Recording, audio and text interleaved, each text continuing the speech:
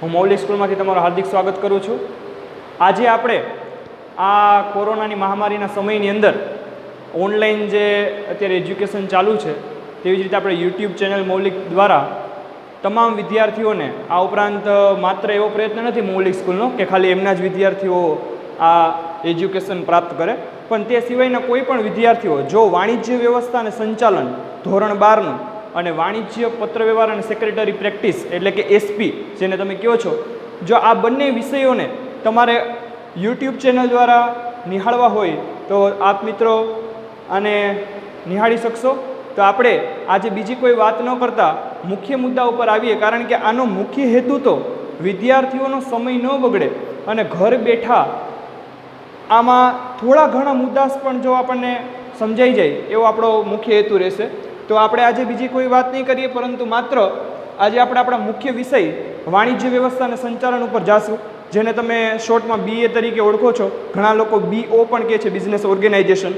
તો આજે આપણે એની વાત કરશું। ચેપ્ટર એમાં 5મું કર્મચારી વ્યવસ્થા, કુલ ગુણ એના 10 માર્ક છે, એટલે કે સારું વેઇટેજ ધરાવે છે।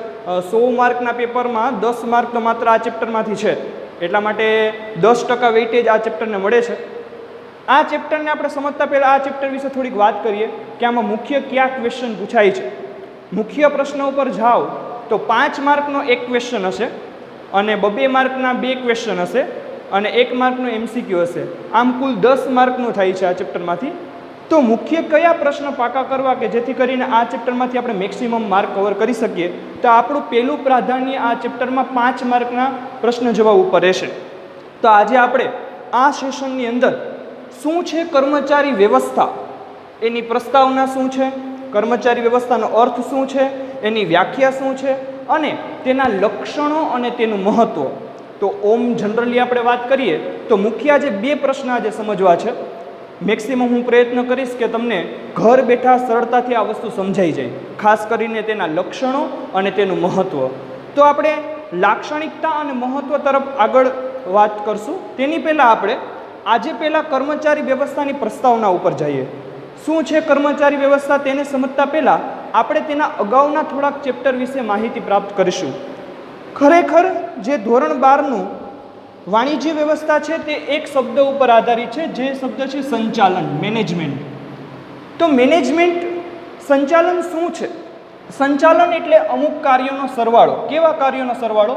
સંચાલન એટલે આયોજન, વ્યવસ્થા તંત્ર, દોરવણી, કર્મચારી વ્યવસ્થા,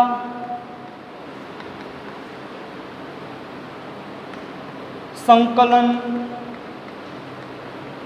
અંકુશ, આવા ઘણા બધા કાર્યોનો સરવાળો એટલે આપણે સંચાલન કહી શકાય। સંચાલન શું છે? કોઈ પણ ક્ષેત્ર હોય, આપણે તો આજે ખાલી બિઝનેસ ઉપર સ્ટડી કરીએ છીએ, પરંતુ કોઈ પણ ક્ષેત્ર હોય, પછી તે રમતગમતનું મેદાન હોય, પછી તે ધાર્મિક ક્ષેત્ર હોય, સામાજિક ક્ષેત્ર હોય, રાજકારણ ક્ષેત્ર હોય કે કોઈ પણ ક્ષેત્ર હોય, ત્યાં કોઈ હેતુ માટે કાર્ય કરવામાં આવે છે। એ હેતુ કાં આર્થિક પ્રવૃત્તિનો પણ હોઈ શકે અથવા બિનઆર્થિક પ્રવૃત્તિનો પણ હોઈ શકે, પણ જ્યાં હેતુ માટે કામ થાય છે એ હેતુને સિદ્ધ કરવા માટે, આજે માની લો આપણે કોઈ સ્ટડી કરીએ છીએ તો આપણો કંઈક હેતુ છે, આ હેતુને સિદ્ધ કરવા માટે આપણે સંચાલનની જરૂર પડે છે।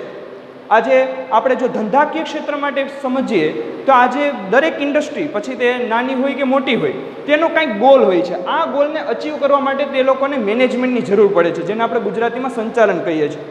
આ સંચાલન જેટલું કાર્યક્ષમ હશે તેટલું એકમની નફાકારકતામાં વધારો થશે। તો એવું શું સંચાલન કરીએ કે જેથી કરીને એ ધંધાકીય એકમ પોતે ધીમે ધીમે એની ગ્રોથ વધારી શકે, તેનું એક્સપાન્શન વધારી શકે। તો આજે આ સંચાલનના અમુક એવા કાર્ય કરવા પડે કે જે કાર્ય કરવાથી તેમનું સંચાલન છે તે કાર્યક્ષમ બને છે। હું વાત કરું ઇન્ટરનેશનલ લેવલે તો જીમ કોલિન્સ, સ્ટીવન કોફી, આ બધા એવા ગુરુ છે કે જે મોટી મોટી કંપનીઓ છે તેના CEO અને તેમના બોર્ડ ઓફ ડિરેક્ટર્સ MDને પણ મેનેજમેન્ટના પાઠ શીખવાડે છે। આપણે ચેપ્ટર 1માં અભ્યાસ કર્યો છે કે આજે IIM જેવી સંસ્થા છે, ઇન્ડિયન ઇન્સ્ટિટ્યૂટ ઓફ મેનેજમેન્ટ, આ સંસ્થાઓ કેવી રીતે સંચાલન કરવું તે સમજાવે છે। તો આજે આપણે એ સંચાલનનું એક કાર્ય ભણવાનું છે. એ સંચાલનનું કયું કાર્ય ભણવાનું છે? તો કે કર્મચારી વ્યવસ્થા. આપણે એ સંચાલનમાં એક કાર્ય ભણવાનું છે જેનું નામ છે કર્મચારી વ્યવસ્થા. તો આપણે અગાઉ આ કાર્ય સમજી ગયા છે, આયોજન. આજે આપણે આ કાર્ય સમજવાનું છે. તો આ બધા કાર્યો કરવાથી શું ફાયદો થાય છે? આ બધા કાર્યો જેટલા વ્યવસ્થિત રીતે થશે તેટલું ધંધાનું સંચાલન સારું થશે. તો આપણે કર્મચારી વ્યવસ્થા ઉપર આવીએ તો કર્મચારી વ્યવસ્થા કોને કહેવાય? પહેલાંના સમયની અંદર જો હું આ પ્રસ્તાવનાની વાત કરું આ ચેપ્ટરની, તો પહેલાંના સમયની અંદર કર્મચારીનું શોષણ થવાની શક્યતા બહુ જ રહી હતી. કર્મચારીઓ પાસેથી કેમ મેક્સિમમ કામ લઈ લેવું એટલું જ માત્ર કર્મચારી વ્યવસ્થાના કાર્યમાં માનવામાં આવતું હતું કે કંપનીનો મુખ્ય હેતુ માત્ર પ્રોફિટ કમાવો, એટલે કે નફો જેમ વધે પોતાની પડતર બને ત્યાં સુધી ઓછી આવે તેવો જ માત્ર પ્રયત્ન રહેતો. પરંતુ આજના સમયમાં દરેક ધંધાકીય એકમ, પછી તે નાનો હોય કે મોટો હોય, તે આજે સમજી ગયું છે કે જો આપણે આપણા કર્મચારીને નહીં સાચવીએ તો તે ધંધાકીય એકમ કોઈ દિવસ આગળ વધી શકશે નહીં. તો આજના સમયમાં સંચાલનના કાર્યમાં કર્મચારી વ્યવસ્થાના કાર્યને પણ સ્થાન આપવામાં આવ્યું છે. પહેલાંના સમયમાં કર્મચારી વ્યવસ્થાને સંચાલનનો ભાગ ગણવામાં આવતો નહીં. ત્યારે માત્ર પ્લાનિંગ, ઓર્ગેનાઇઝિંગ, ડાયરેક્ટિંગ, કોઓર્ડિનેટિંગ, કંટ્રોલિંગ આ જ બધા કાર્યોને મેનેજમેન્ટનો પાર્ટ માનવામાં આવતો. પરંતુ આજના સમયમાં મેનેજમેન્ટમાં મુખ્ય કાર્ય તરીકે કર્મચારી વ્યવસ્થાનો પણ સમાવેશ થાય છે. કારણ કે આજે નાના મોટા દરેક ધંધાકીય એકમ એ સમજી ગયા છે કે જો આપણે આપણા કર્મચારીને વ્યવસ્થિત રીતે નહીં સાચવે તો આપણો ધંધાકીય એકમ આગળ વધી શકશે નહીં. કારણ કે આપણે અગાઉ જ્યારે લાક્ષણિકતાની વાત કરશું, મહત્ત્વની વાત કરશું, ત્યારે આપણે અભ્યાસ કરશું કે કર્મચારી વ્યવસ્થાને આજે એકમના હાથ પગ માનવામાં આવે છે. જો આપણા બોડી સ્ટ્રક્ચરની અંદર હાથ પગ ના હોય તો એક પણ કાર્ય શક્ય નથી. તો ધંધાકીય એકમમાં કર્મચારી વગર એક પણ પ્રવૃત્તિ શક્ય નથી. એને આપણે આગળ જતા સમજશું. પરંતુ પ્રસ્તાવનાનો મૂળ તાત્પર્ય એ છે કે ધંધાકીય એકમનો કોઈ પણ હેતુ હોય, હેતુને આપણે ધ્યેય કહી શકીએ, લક્ષ્યાંક કહી શકીએ. તો કોઈ પણ બિઝનેસ કોઈ હેતુ કે ધ્યેય માટે કાર્ય કરતો હોય છે અને આ હેતુ કે ધ્યેયને સિદ્ધ કરવા માટે તે સંચાલન કરે છે. અને આ સંચાલનમાં તે પ્રથમ કાર્ય આયોજન કર્યા બાદ તેમાં તમામ પ્રકારના નિર્ણયો લઈ લેશે. ત્યારબાદ વ્યવસ્થા તંત્રમાં કર્મચારીઓને સત્તા અને જવાબદારીની સોંપણી કરી દેશે. પરંતુ જ્યારે કર્મચારી વ્યવસ્થાની વાત આવે તો કયા કામ ધંધા કે એકમ કરશે કે જેથી તેનું આ કાર્ય થોડું વધારે કાર્યક્ષમ બને? તો મેઇન મુદ્દા ઉપર આવું. કર્મચારી વ્યવસ્થાનો અર્થ કોને કહેવાય? કર્મચારી વ્યવસ્થા માર્કની વાત કરું તો તમારા આ ચેપ્ટરનો પહેલો પ્રશ્ન 1 માર્કનો એવો બને છે, કર્મચારી વ્યવસ્થા એટલે શું? What is the meaning of staffing? આપણે કોને કહી શકીએ કર્મચારી વ્યવસ્થા? તો કર્મચારીને મેળવવા, કેળવવા અને જાળવવાનું કાર્ય. 3 શબ્દો ઉપર ખાલી ભાર દેવાનો છે. કર્મચારી વ્યવસ્થા એટલે કર્મચારીને મેળવવા, કેળવવા અને જાળવવા. ચાલો એને ડિટેલમાં સમજીએ આપણે. શું કર્મચારીને કેવી રીતે મેળવવા? ગમે તેટલા કર્મચારીને મેળવી લેવાની વાત નથી. યોગ્ય ઉમેદવારની ભરતી થવી જોઈએ, યોગ્ય ઉમેદવારની પસંદગી થવી જોઈએ. એટલે મેળવવાનું કામ બહુ સમજી વિચારીને કરવાનું છે.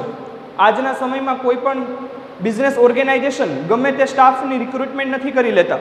તો એ મેળવવાનું કાર્ય વ્યવસ્થિત થવું જોઈએ, પ્લસ એને ટ્રેન કરવા, તાલીમ આપવી, એને કેળવવાનું કાર્ય થવું જોઈએ. તેમજ મુખ્ય તો મારા મત અનુસાર આ કાર્ય છે જાળવવાનું. આજે મેં જોયું છે મોટા ભાગના ધંધાકીય એકમ કર્મચારીને મેળવી લે છે, કેળવી પણ લે છે, પરંતુ જાળવી શકતા નથી. જાળવવાનું કાર્ય પણ ધંધાકીય એકમે તેટલું જ કાર્યક્ષમ રીતે કરવું જોઈએ.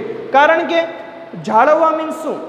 કર્મચારી વ્યવસ્થા એક સમય એવું બની જશે કે તમારા એકમના જૂના કર્મચારીઓ તમારી એક સંપત્તિ ગણાશે. જો આપણે એવું માનીએ કે કર્મચારીઓ ઘડીએ ઘડીએ બદલાતા રહે તો કોઈ ધંધા કે એકમ પોતાના ધ્યેય સિદ્ધ કરી શકે નહીં.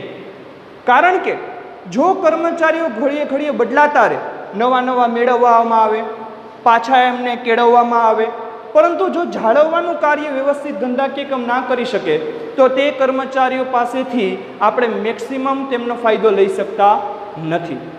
એટલા માટે 3 શબ્દો ઉપર ચાલો આપણે પાછા ભાર દઈએ. કર્મચારી વ્યવસ્થાનો શું સિમ્પલ અર્થ નીકળે છે?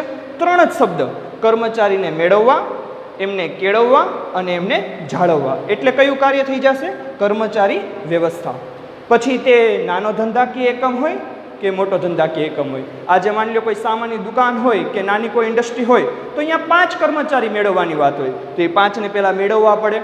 પછી એમને એ વસ્તુ સાથે સંકળાયેલા કાર્યો શીખવાડવા પડે એટલે કે કેળવવા પડે અને એ આગળ જતાં આપણા જ ઇન્ડસ્ટ્રીને લાંબા લોંગ ટર્મ માટે ફાયદા આપી શકે એ માટે એમને થોડા જાળવવા પડે. તો આગળની વાત કરીએ વ્યાખ્યા. સામાન્ય પરિભાષામાં આપણે એની વ્યાખ્યા સમજીએ કે કર્મચારી વ્યવસ્થાનું કાર્ય શું? ધંધામાં કોને કર્મચારી વ્યવસ્થા આપણે કહેશું? તો કર્મચારી વ્યવસ્થાની અંદર કયા કાર્યોનો સમાવેશ થાય? કોઈ મને પૂછે અત્યારે કે આયોજનમાં કયા કાર્યોનો સમાવેશ થાય, તો એમ કહું આયોજન એટલે નિર્ણય લેવાની વાત, આયોજન એટલે પસંદગીનું કાર્ય. તો આમાં તમામ પ્રકારના ડિસિઝન લેવાની વાત છે. કોઈ આપણને શોર્ટમાં પૂછે વ્યવસ્થા તંત્ર ઓર્ગેનાઇઝેશન એટલે શું, તો હું એમ કહું કર્મચારીઓ વચ્ચે સત્તા અને જવાબદારીની સોંપણી કરવાનું વાત. પરંતુ જ્યારે કોઈ મને એમ પૂછે કર્મચારી વ્યવસ્થા એટલે કયું કાર્ય, તો હું એમને શોર્ટમાં ખાલી એટલું કહી શકું કે એકમમાં થતી ભરતી, પસંદગી, તાલીમ, એમની બદલી કરવી, બઢતી કરવી અને નિવૃત્તિ પછીના તમામ કાર્યો, આનો સમાવેશ માત્ર સંચાલનના એક જ કાર્યમાં થાય છે, જે કાર્ય છે કર્મચારી વ્યવસ્થા. કર્મચારી વ્યવસ્થામાં આપણે માત્ર આ અમુક કાર્યોનો જો સમાવેશ કરી દઈએ, આ ઉપરાંત ઘણા બધા બીજા પણ કાર્યોનો સમાવેશ થાય છે. તો આપણે ચાલો પાછા આ વ્યાખ્યાને સમજીએ. કોને કહેવાય ભરતી? એને આપણે ડિટેલમાં આ જ ચેપ્ટરમાં શીખશું. પસંદગી શું છે, તાલીમ શું છે, બદલી, બઢતી, આ બધા કાર્યોનો સમાવેશ આપણે આ જ ચેપ્ટરમાં અભ્યાસ કરવાનો છે. આ ચેપ્ટર 10 માર્કનું છે. કર્મચારી વ્યવસ્થાને આપણે ડિટેલમાં સમજવા માટે આપણે આ બધા કાર્યોને ડિટેલમાં સમજવા પડશે. તો ચાલો 2 ટોપિક હું કરાવી દઉં. બંને પ્રશ્ન 1-1 માર્કના છે. પહેલું, કર્મચારી વ્યવસ્થાનો અર્થ મેળવવા, કેળવવા અને જાળવવાનું કામ. કોને મેળવવા કેળવવાની વાત થાય છે? તો કે કર્મચારીને મેળવવાનું કાર્ય, એમને કેળવવાનું કાર્ય અને જાળવવાનું કાર્ય. બીજું, કર્મચારી વ્યવસ્થામાં કયા કાર્યોનો સમાવેશ થાય છે? તો કે કર્મચારીની પહેલાં ભરતી કરવી, ઉમેદવારો પાસેથી અરજી મેળવીને. આજે તમને ખબર છે ઓનલાઈન માધ્યમ થ્રુ જાહેરાત કરવામાં આવે છે, ઓનલાઈન જ અરજી મંગાવવામાં આવે છે, પરિણામ પણ ઓનલાઈન ડિક્લેર કરવામાં આવે છે. તો આ રીતે એમની પસંદગી કરીશું. પછી તેમને તાલીમ આપશું. કર્મચારીને એક વિભાગમાંથી બીજા વિભાગમાં, એક બ્રાન્ચમાંથી બીજા બ્રાન્ચમાં, એના માટે એની બદલી કરીશું. કોઈ કર્મચારી અનુભવ પ્રાપ્ત કરે, તેની કાર્યક્ષમતામાં વધારો થાય, એની આવડતમાં વધારો થાય તો એને પ્રમોશન એટલે કે બઢતી આપીશું. અને નિવૃત્તિ પછી જે પણ કાર્યોનો સમાવેશ થાય છે, આ બધા કામ કેમાં ઇન્ક્લુડ થશે? આ બધા કામ કર્મચારી વ્યવસ્થાના કાર્યમાં જ સમાવેશ થશે. તો ચાલો આપણે આજે એની પ્રસ્તાવના શીખા. પ્રસ્તાવના શું કહેવા માગે છે? મૂળ એક પાસું કહી દઉં કે ધંધામાં તમે ગમે તેટલું સારું આયોજન કર્યું હોય, ગમે તેટલું સારું વ્યવસ્થા તંત્ર કર્યું હોય, પરંતુ તમારે કર્મચારી વ્યવસ્થાનું કાર્ય પણ એટલી જ વ્યવસ્થિત રીતે કરવું પડે. કારણ કે આજે એને પણ સંચાલનનો એક ભાગ ગણવામાં આવે છે. પહેલાંના સમયની જે વિચારધારા હતી એના કરતાં આજે આપણે બદલવું પડશે. કર્મચારીઓને પણ તેટલું જ પ્રાધાન્ય દેવું પડશે. પછી વાત કરું ટોપિક નંબર 2 અર્થની, તો કર્મચારી વ્યવસ્થા એટલે 3 કાર્યો: કર્મચારીને મેળવવા, કેળવવા અને જાળવવા. અને ટોપિક નંબર 3 વ્યાખ્યા. શું છે કર્મચારી વ્યવસ્થા એટલે શું? સામાન્ય અર્થમાં પૂછે તો કર્મચારીઓનું ભરતીનું કામ, પસંદગી, તાલીમ, બદલી, બઢતી અને નિવૃત્તિ પછીના કાર્યોનો સમાવેશ એટલે કર્મચારી વ્યવસ્થા. ચાલો હવે આપણે ડિટેલમાં ટોપિક નંબર 3 ની ચર્ચા કરશું, તેમની લાક્ષણિકતા. ચાલો હવે આપણે જે આ પાઠમાં મેં કીધું 10 માર્કનો કુલ પૂછાય છે, તેમાંથી 5 માર્કનો પહેલો પ્રશ્ન એવું બની શકે કર્મચારી વ્યવસ્થાની લાક્ષણિકતા સમજાવો. જો હું મારા ઓપિનિયનની વાત કરું તો 5 માર્કમાં બંને પ્રશ્નો કમ્બાઇન્ડ પૂછાયેલા છે. કર્મચારી વ્યવસ્થાની લાક્ષણિકતા અને તેનું મહત્ત્વ સમજાવો.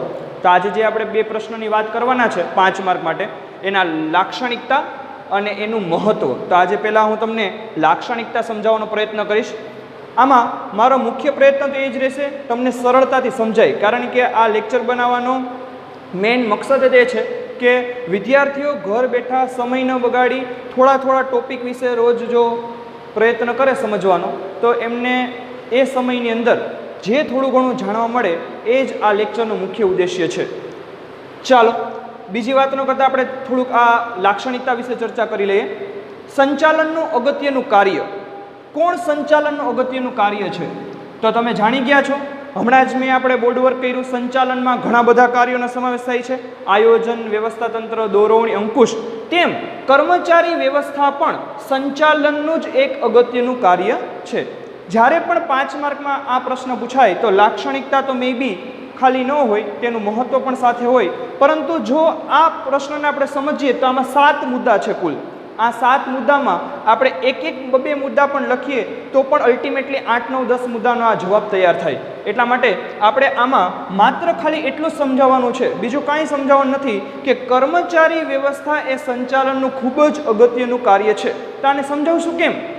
તો જેમ સંચાલનના અન્ય કાર્ય જેવા કે આયોજન, વ્યવસ્થા તંત્ર, દોરવણી, તેનું અંતિમ કાર્ય જેને આપણે કહીએ છીએ અંકુશ, જેમ આ બધા કાર્યોનો સમાવેશ સંચાલનમાં થાય છે, તેમજ કર્મચારી વ્યવસ્થા પણ સંચાલનનું ખૂબ જ અગત્યનું કાર્ય છે. આ એનું પહેલું લક્ષણ છે. ઘણીવાર મને પૂછે વિદ્યાર્થીઓ, તરત આ મુદ્દાઓ પાકા કરી નાખે, કડકડાટ કરી નાખે, લખી પણ નાખે, પરંતુ એના હાર્દમાં આપણે જઈએ તો લાક્ષણિકતા શું છે? લાક્ષણિકતા એટલે એના દ્વારા ખબર પડે કે આ કયું કાર્યની ચર્ચા થઈ છે. જેમ કે આપણે જો એક્ઝામ્પલ આપું કે આપણે કોઈને એમ પૂછીએ, ભાઈ જંગલની અંદર સૌથી મોટું પ્રાણી જેને સૂંઢ હોય, 2 દાંત બહુ મોટા હોય, તો આપણે કહીએ કે હાથી. તો આપણે જ્યારે આ વસ્તુને આપણે સમજી જઈએ શેના ઉપરથી? તેના લક્ષણો ઉપરથી, કે ભાઈ આ પ્રાણીની જ્યારે વાત કરીએ ત્યારે આપણે ઇમેજ બનવાનું ચાલુ થઈ જાય. પણ જ્યારે હું તમને એમ કહું કે ભાઈ સંચાલનનું અગત્યનું કાર્ય છે, એકમના હાથ પગ સમાન છે, તેમાં ભરતી પસંદગી તાલીમના કાર્યનો સમાવેશ થાય છે, એકમનું ખૂબ જ વિસ્તૃત કાર્ય છે, માનવ સંબંધો સાથે તેને નિસ્બત છે, ત્યારે સમજી જવાનું એ સંચાલન અન્ય કોઈ કાર્યની વાત નહીં, પરંતુ તે કર્મચારી વ્યવસ્થાની વાત થાય છે. ટૂંકમાં લક્ષણો ઉપરથી આપણે ઓળખી જવા જોઈએ કે એ સંચાલનના કયા કાર્યની વાત થાય છે. તો ચાલો પહેલું લક્ષણ આપણે બધાને યાદ રહેવું જોઈએ, તે સંચાલનનું ખૂબ જ અગત્યનું કાર્ય છે. જેમ સંચાલનના અન્ય કાર્યો છે અગત્યના, તેમ કર્મચારી વ્યવસ્થા પણ અગત્યનું કાર્ય છે. ચાલો બીજું આપણે લક્ષણ સમજીએ, કાયમી પ્રક્રિયા. આને આપણે સતત ચાલતી પ્રક્રિયા પણ કહી શકીએ, કાયમી પ્રક્રિયા પણ કહી શકીએ. કાયમી પ્રક્રિયા એટલે શું? હું તમને એમ કહું કે આ કામ કાયમી છે. શું કામ એ કાયમી છે? ચાલો એના વિશે થોડું સમજીએ. ધંધાકીય એકમની અંદર જ્યારે કોઈ બિઝનેસ પોતાનો હેતુ નક્કી કરે, આ હેતુને સિદ્ધ કરવા માટે સંચાલન કરે.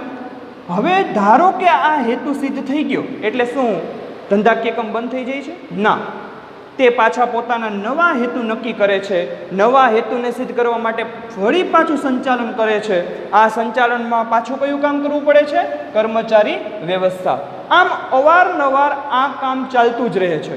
આ કામનો અંત ત્યારે જ આવે જ્યારે ધંધાકીય એકમ બંધ થાય. આ તો માની લો આપણે ધંધા માટે સમજીએ છીએ, પરંતુ કોઈ અન્ય ક્ષેત્રમાં પણ મેનેજમેન્ટ થતું હોય તો અહીંયા કર્મચારીઓની જરૂર તો પડે જ છે. જ્યાં જ્યાં કર્મચારીઓ અથવા વ્યક્તિઓ સામૂહિક રીતે કામ કરે છે ત્યાં આ કાર્યની જરૂર પડશે. એક કરતાં વધુ લોકોની જ્યાં જરૂર પડે છે ત્યાં આ કાર્યની આપણને જરૂર પડે છે. તો આ એક કાયમી પ્રક્રિયા છે. તો કેમ કાયમી પ્રક્રિયા છે એને સાબિત કરવું હોય તો ખાલી માત્ર એક જ મુદ્દો તમે સમજો કે ધંધાની શરૂઆતથી ધંધાના અંત સુધી આ પ્રકારનું કાર્ય કરવું પડે છે, માટે તેને કેવી પ્રક્રિયા કહેવાય? કાયમી પ્રક્રિયા. એક જ મુદ્દામાં સાબિત કરો કે ધંધાની શરૂઆતથી ધંધાના અંત સુધી આ પ્રકારનું કાર્ય કરવું પડે છે, માટે તે કાયમી પ્રક્રિયા છે.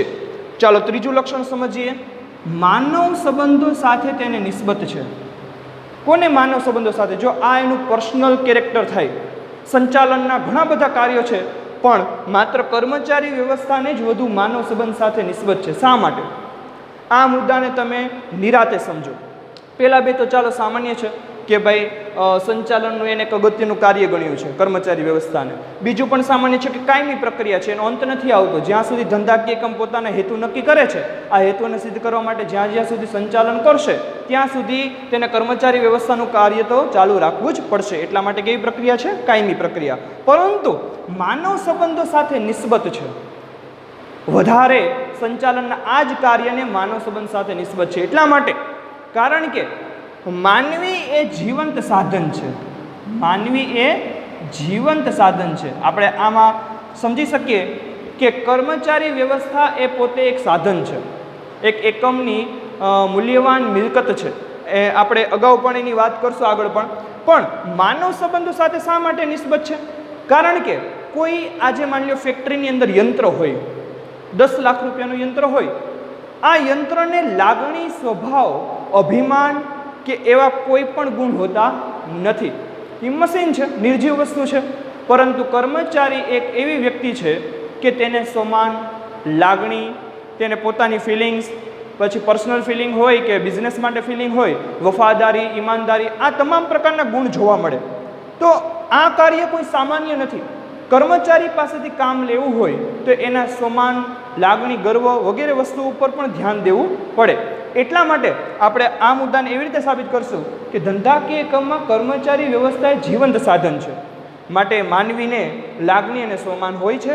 માટે આ બધા ગુણોનો સમાવેશ કર્મચારી વ્યવસ્થામાં પણ જોવા મળે છે કે તેને માનવ સંબંધો સાથે સીધો નિસ્બત છે, સીધો તેની સાથે કનેક્શન છે.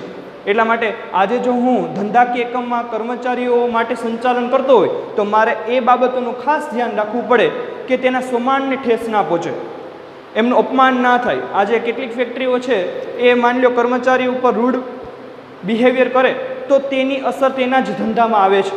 ધીમે ધીમે કર્મચારીઓની વફાદારીનું પ્રમાણ ઘટે છે, કર્મચારીનો કાર્ય સંતોષ ઘટે છે, મજૂર ફેરબદલી દરમાં વધારો થાય છે.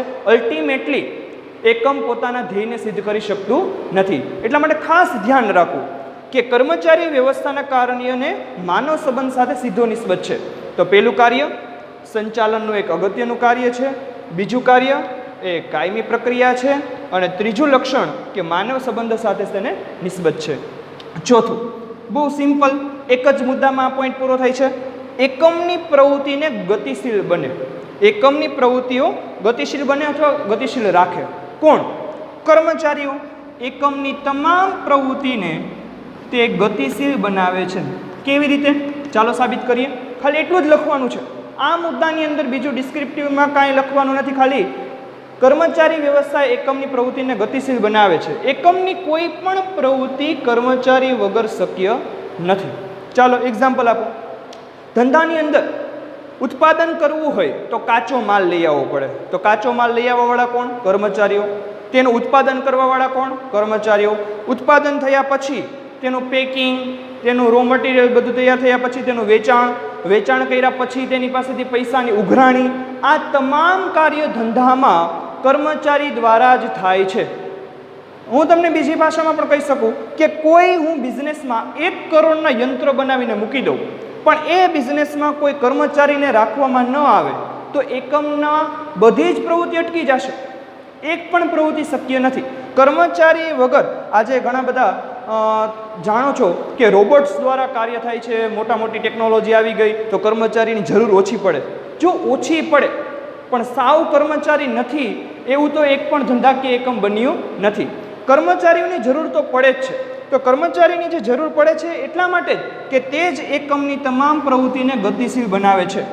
એક પણ ધંધાનું કાર્ય કર્મચારી વગર શક્ય નથી. ઉત્પાદનથી માંડી અને વેચાણ પછીના પણ કાર્યો કર્મચારી દ્વારા થાય છે. ચાલો 4 લક્ષણ રિપીટ કરી દઉં. સંચાલનનું અગત્યનું કાર્ય છે. જેમ સંચાલનના અન્ય કાર્યો છે તેવી જ રીતે સંચાલનનું અગત્યનું કાર્ય કર્મચારી વ્યવસ્થા પણ છે. બીજું ટોપિક વાત કરીએ કાયમી પ્રક્રિયા. કારણ કે જ્યાં સુધી ધંધાકીય એકમ હેતુ નક્કી કરે અને સંચાલનની જરૂર પડે, જ્યાં જ્યાં સંચાલન આવે ત્યાં કર્મચારી વ્યવસ્થાનું કાર્ય શરૂઆતથી અંત સુધી કરવું પડે છે. એટલા માટે કાયમી પ્રક્રિયા છે. માનવ સંબંધો સાથે સીધો નિસ્બત છે કારણ કે કર્મચારી પોતે જીવંત સાધન છે. પ્રવૃત્તિઓને ગતિશીલ બનાવે કારણ કે ધંધાની એક પણ પ્રવૃત્તિ કર્મચારી વગર શક્ય નથી. ચાલો હવે આ બાજુ તમે સમજી શકશો. 3 મુદ્દા ખાલી રહ્યા છે. અન્ય કાર્યો સાથે સંબંધ. સંચાલનને તેના અન્ય કાર્યો સાથે સંબંધ છે. જો આ તો કોમન લક્ષણ છે. કોમન એટલા માટે કે જ્યારે પણ તમે સંચાલનના કોઈ લક્ષણોની વાત કરો કે સંચાલનના કોઈ કાર્ય, આયોજન ભણતા હોય, વ્યવસ્થા તંત્ર ભણતા હોય, દોરવણી ભણતા હોય, કોઈ પણ કાર્ય ભણતા હોય, અંકુશ ભણતા હોય, આ તમામ કાર્યને અન્ય કાર્ય સાથે સંબંધ હોય છે. બધા કાર્યો સાથે કરવામાં આવે અને કાર્યક્ષમ જેટલું થાય એટલું જ કાર્યક્ષમ ધંધાનું સંચાલન થાય છે. એટલા માટે યાદ રાખવું કે આ બધા ઇન્ટરકનેક્ટેડ છે, એકબીજા સાથે જોડાયેલા છે. તો આ એ જ લક્ષણ કે છે કે કર્મચારી વ્યવસ્થાને અન્ય કાર્ય સાથે સીધો સંબંધ છે. અન્ય કાર્ય ક્યાં? ચાલો ખાલી લખવાના છે. કર્મચારી વ્યવસ્થાને અન્ય કાર્ય જેવા કે આયોજન, વ્યવસ્થા તંત્ર, દોરવણી, અંકુશ, વગેરે કાર્ય સાથે સંબંધ હોય છે. આટલું સમજાવવાનું છે. ચાલો 5 લક્ષણ. પહેલું લક્ષણ અગત્યનું કાર્ય, કાયમી પ્રક્રિયા, માનવ સંબંધો સાથે નિસ્બત, પ્રવૃત્તિને ગતિશીલ બનાવે, અન્ય કાર્ય સાથે તેને સંબંધ છે. ચાલો છઠ્ઠું કાર્ય વિસ્તૃત પ્રવૃત્તિ. વિસ્તૃત કાર્ય આ કોઈ નાનું કાર્ય નથી, એ ધંધાનું વિસ્તૃત કાર્ય માનવામાં આવે છે.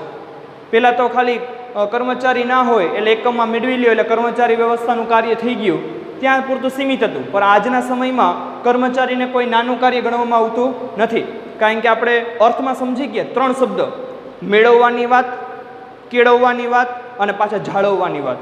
તો આ 3 કાર્ય બોલવામાં બહુ સિમ્પલ છે, પરંતુ જ્યારે ધંધામાં પ્રેક્ટિકલી યુઝ કરવામાં આવે ત્યારે આ બધા કાર્ય ખૂબ અગત્યના બને છે. એટલા માટે એને વિસ્તૃત કાર્ય ગણવામાં આવે છે. કર્મચારી વ્યવસ્થા ખાલી કર્મચારીને મેળવવાની વાત નથી, ખાલી કર્મચારીને મેળવવાની વાત નથી, પરંતુ મેળવવા ઉપરાંત એમને કેળવવાની વાત છે અને ખાસ તો જાળવવાની વાત છે. એટલા માટે કર્મચારી વ્યવસ્થાને વિસ્તૃત કાર્ય ગણવામાં આવે છે. જ્યારે પણ આ લેક્ચર સમજો ત્યારે જો સામે ટેક્સ્ટ બુક રાખવામાં આવશે તો તમે સરળતાથી તેના મુદ્દાનો અભ્યાસ કરી શકશો. એટલા માટે ટેક્સ્ટ બુક પણ રાખો તો વધારે આ પ્રશ્નનો જવાબ તમને સરળતાથી સમજાશે. તો વિસ્તૃત કાર્ય એટલા માટે કીધું કેમ કે કર્મચારી વ્યવસ્થા એ માત્ર મજૂર કલ્યાણની પ્રવૃત્તિ નથી કે હાલો આપણે કર્મચારી મેળવીને એમને પગાર ચૂકવીને કલ્યાણ કરી દીધું, ધંધાનું પણ કલ્યાણ થઈ ગયું, કર્મચારીનું પણ કલ્યાણ થઈ ગયું. ના, આ કામ એવું છે કે જેના દ્વારા કર્મચારીને મેળવી એમને કેળવવાની વાત એટલે કે ટ્રેનિંગ આપવાની વાત, એમનું ડેવલપમેન્ટ કરવાની વાત અને ત્યારબાદ એમને જાળવવાની વાત છે.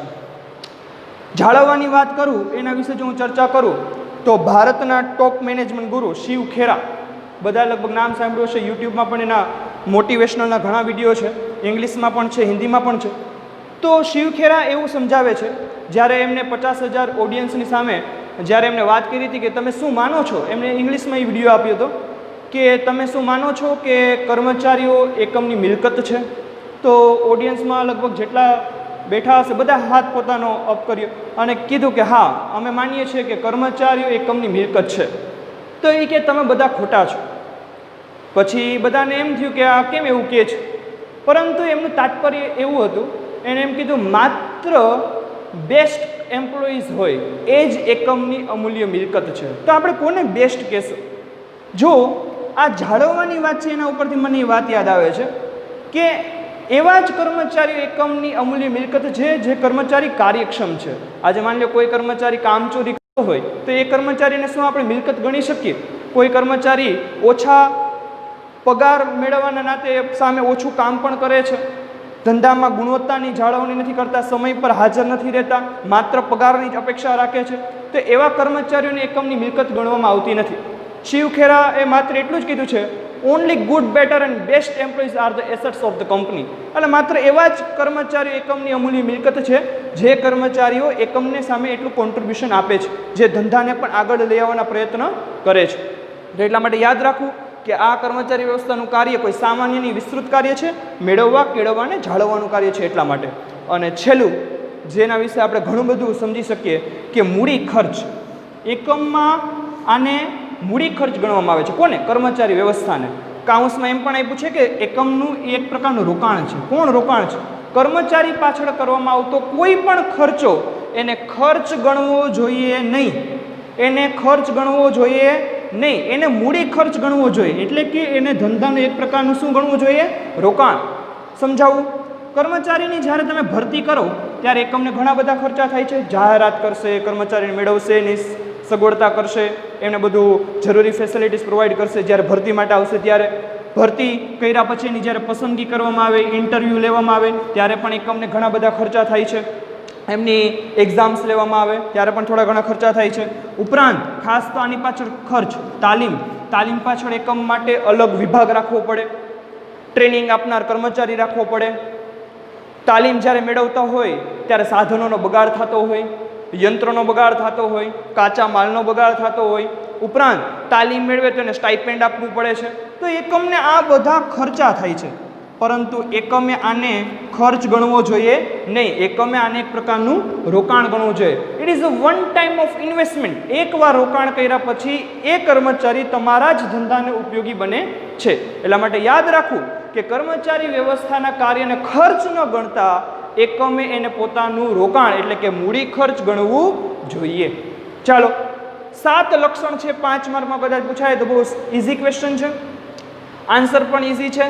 સંચાલનના જે 7 કાર્યો છે, 7ના હેડિંગ ખાલી વાત કરી જાય કે સંચાલન એક અગત્યનું કાર્ય છે, કાયમી પ્રક્રિયા છે, માનવ સંબંધ સાથે તેનો સીધો નિસ્બત છે, પ્રવૃત્તિને ગતિશીલ બનાવે છે, અન્ય સંચાલનના કાર્ય સાથે તેનો સીધો સંબંધ છે, સામાન્ય કે નાનું કાર્ય નથી, આ વિસ્તૃત પ્રવૃત્તિ છે, અને એકમમાં એ કર્મચારી વ્યવસ્થા એક પ્રકારનું મૂડી ખર્ચ છે. Thank you.